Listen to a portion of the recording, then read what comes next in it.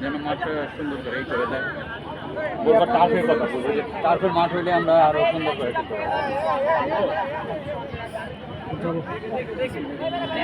আমি এই এলাকার বাসিন্দা ৪৫ নম্বর ওয়ার্ডের। তো এই মাঠ নিয়ে আমরা ছোটোবেলা থেকে এই মাঠে খেলে বড় হয়েছি। তো গত সরকার এই মাঠটাকে উন্নয়নের নামে পুরো ধ্বংস করে দিয়েছে। এখন যে আমরা খেলবো খালি খালি বালি আর বালি, এটাতে পরিবেশের ক্ষতি হয়। এই যে আশেপাশে যে মহল্লাবাসী থাকে ওনাদেরও ক্ষতি হয় প্রচণ্ড। আমাদের কোনো পর্যাপ্ত মাঠের কোনো মাটি নেই, কোনো ঘাস নাই, যার কারণে আমাদের এই যে আমরা খেলাধুলা করছি এটা উল্টা আমাদের স্বাস্থ্যের জন্য ক্ষতি হচ্ছে। তা আমার নতুন যেই সরকার আসবে আমার বিনীত অনুরোধ এই মাঠটাকে যাতে আবারও সংস্কার করা হয় এবং এটাতে মাটি এবং ঘাস বপন করা হয়, এটা আমার বিনীত অনুরোধ।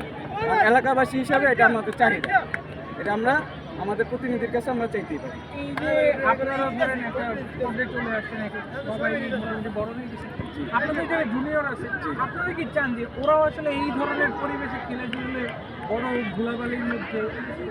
না, আমি তো অবশ্যই চাবো না। এটাতে তো এই যে এই পরিমাণে যে বালু, এই বালুতে তো আমাদের ফুসফুসের ক্ষতি হচ্ছে। আমি তো চাবো যে একটা মাঠ আমরা কিনছি, মাঠে মাটি থাকবে, ঘাস থাকবে। এটাই আমরা ছোটোবেলা থেকে পড়ে বড় আসছি।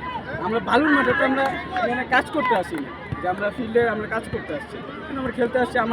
আমরা এবং আমাদের পরবর্তী জেনারেশন তো চাবো আমরা এটাকে ভালোভাবে এটা একটা মাঠ আমরা চাই।